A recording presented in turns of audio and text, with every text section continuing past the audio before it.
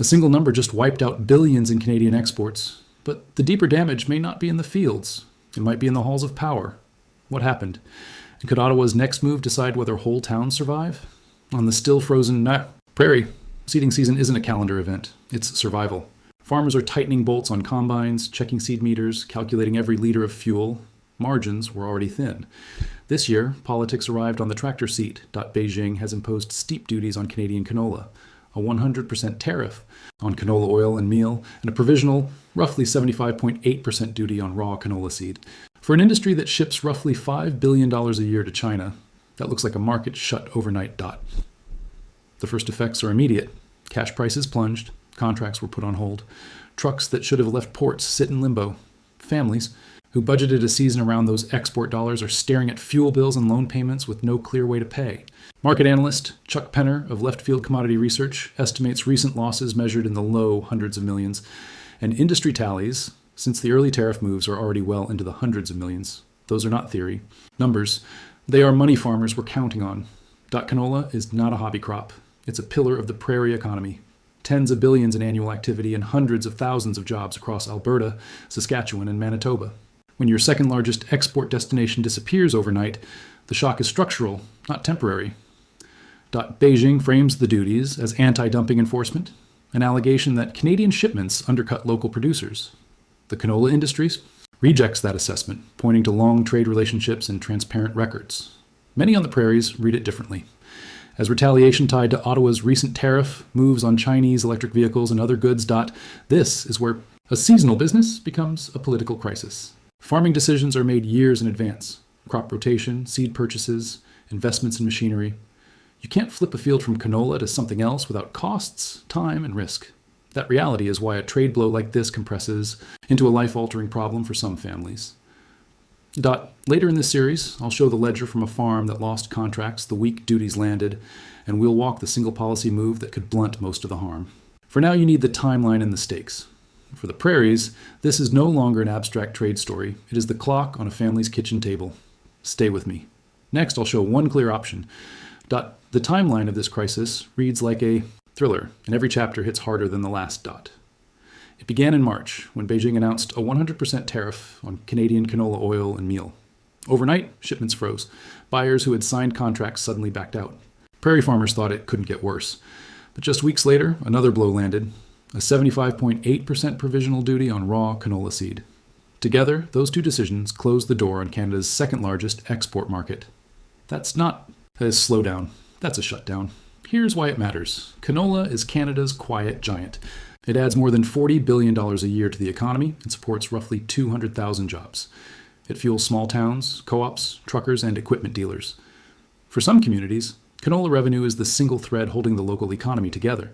Pull that thread, and the fabric unravels. Already, farmers have lost hundreds of millions. According to Chuck Penner, a market analyst, farmers saw at least $140 million in losses in just 2 weeks after the first tariff. And by now, the tally, since March, has surged well past $800 million. Those aren't projections. That's cash ripped from family budgets, fuel money, loan payments, grocery bills. So, why did Beijing strike here? Officially, China says it's about anti-dumping and subsidies. But let's be honest, few on the ground believe that. The timing lines up too perfectly with Ottawa's tariffs on Chinese electric vehicles, steel, and aluminum. To many farmers, this isn't a coincidence, it's retaliation. And retaliation targeted directly at them. That raises a haunting question. Why agriculture? Why not lumber, mining, or even tech? The answer is painful. Because agriculture is leverage. Hit the backbone of rural Canada, and you hit the political stability of the country. Ottawa knows that. Beijing knows that. And farmers are left caught in the middle. Think about it. Planting season is locked in months ahead. Fields must rotate crops to preserve soil. Machinery is built and bought for specific harvests. Switching isn't an option. That immobility makes farmers an easy target in a political chess match. But here's where the story twists. Ottawa's response, or lack of one, could define what happens next. In the next part, I'll break down how the federal government has handled this crisis so far, and why critics say their silence is louder than any speech. So here's the turning point. Farmers are in crisis, but what about Ottawa? What has the federal government actually done to shield them? The short answer, not much.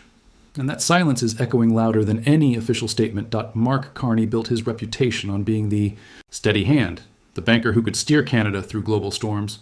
But in this storm, the hand feels shaky. When Beijing slammed the door on Canadian canola, Ottawa looked flat-footed. No emergency plan, no safety net, no clear path forward. For families staring at bankruptcy, promises of future support sound hollow. Listen to the farmers themselves. In rural Alberta, one producer told me, "We thought we had contracts lined up, now they're gone. The bills are still here. Ottawa? Nowhere." That frustration is spreading fast, from coffee shops in Saskatchewan to supply stores in Manitoba. Here's the heart of the problem. Agriculture doesn't wait. Crops can't pause until politicians hold a press conference. Harvest doesn't wait for Parliament. Bills don't wait for Ottawa's speeches. Every week of delay compounds the damage, and right now the perception on the ground is simple. Ottawa has abandoned the very people who keep Canada fed. Critics in Parliament are seizing on this. Conservative leader Pierre Poilievre has blasted the government for picking the wrong fight and leaving farmers to pay the price. Saskatchewan. Premier Scott Moe in Alberta. Premier Danielle Smith are openly demanding Ottawa roll back tariffs on Chinese EVs to stop the bleeding. Every day that passes without a clear answer fuels the anger. Meanwhile, south of the border, farmers see a very different playbook. In the United States, when tariffs hit, Washington often cushions the blow with relief packages. Billions flow to farm families to keep them afloat. The message is, we've got your back. In Canada, no relief, no cushion. Just headlines about the next move in a fight Ottawa seems unable to win. Nuss. That contrast stings, and it opens a dangerous door. If Canadian farmers feel their government won't defend them, who will? That's not just a trade story anymore. That's a question of loyalty, of trust, of identity. Here's where the story explodes beyond trade and into politics. Because when the price of canola crashes, it doesn't just hit farmers' wallets. It shakes the foundations of Canadian politics. Out on the prairies, anger is boiling over. Farm groups are holding emergency meetings. Grain elevators sit quiet, not because farmers don't have product, but because there's nowhere to sell it. And every one of those farmers has a vote. Every one of those towns sends a message to Ottawa in the next election. Listen closely to the conversations happening in small town coffee shops. Why should we pay for Ottawa's fight? Who's really standing up for us? Those aren't just complaints. They're seeds of political change. The Prairie premiers, Moe in Saskatchewan and Smith in Alberta, are amplifying that anger. They're framing the tariffs not as a China problem, but an Ottawa problem. Farmers didn't pick this fight, Moe argued, but they're the ones paying the price. That line resonates because it's true, and because it points the finger squarely at the federal government. Meanwhile, the opposition in Ottawa sees opportunity. Pierre Poilievre is wasting no time painting this as proof that the Liberals are out of touch with real Canadians. His rhetoric hits where it hurts. Kitchen tables, loan payments, grocery bills, the lived reality that rural families can't ignore. And here's the cliffhanger. Could this crisis become the wedge issue that tips the next federal election? Think about it. Agriculture may feel like a regional concern, but the ripple effects are national. If rural ridings shift en masse, the map of Canadian politics changes overnight. Beyond elections, the deeper threat is disillusionment. When rural families believe their livelihoods are bargaining chips in Ottawa's global games, resentment hardens. It fuels regional alienation, even whispers of separatist sentiment. That's not just noise. History shows trade disputes have ignited real political fractures before. The irony? The one crop designed to grow in Canada's coldest soils may end up sowing the hottest political fires. And those fires don't stay confined to farm fields. They spread.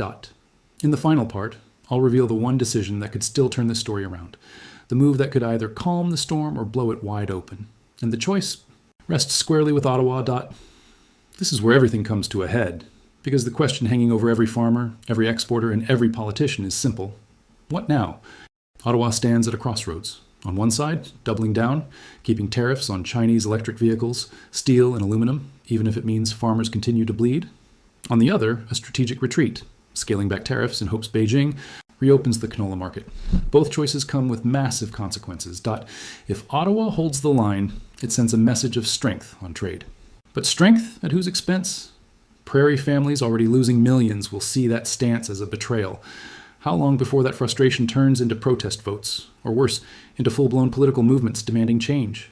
If Ottawa blinks, dropping tariffs to appease Beijing, the narrative flips. Suddenly Canada looks weak on the global stage, willing to bow under pressure. For allies like Washington, that sends a chilling message. Can Canada be trusted to hold the line when things get tough? And for critics at home, it confirms the suspicion that Ottawa doesn't have a real strategy at all. Caught between those choices, the government faces what strategists call a lose-lose scenario, unless, and here's the twist, it can carve out a third path, one that rallies allies, diversifies markets, and cushions the blow for farmers before the damage becomes irreversible. That means forging new trade routes in Asia and Europe. It means direct financial relief for families on the prairies, like the billions Washington deploys when its farmers are hit. And above all, it means political honesty, telling Canadians what the strategy actually is instead of leaving them guessing. Because here's the bottom line. Canola isn't just a crop. It's a test. A test of whether Ottawa can balance global power plays with protecting its own citizens. A test of whether rural Canada still believes the nation's capital has their back. And a test of how far Beijing is willing to push before Canada finally pushes back. So, what do you think? Should Ottawa hold firm and risk losing billions in farm revenue? Or should it step back to protect rural families, even if it means swallowing? National pride? Drop your thoughts below. Because this debate isn't just happening in boardrooms or parliament. It's happening at every Canadian kitchen table tonight.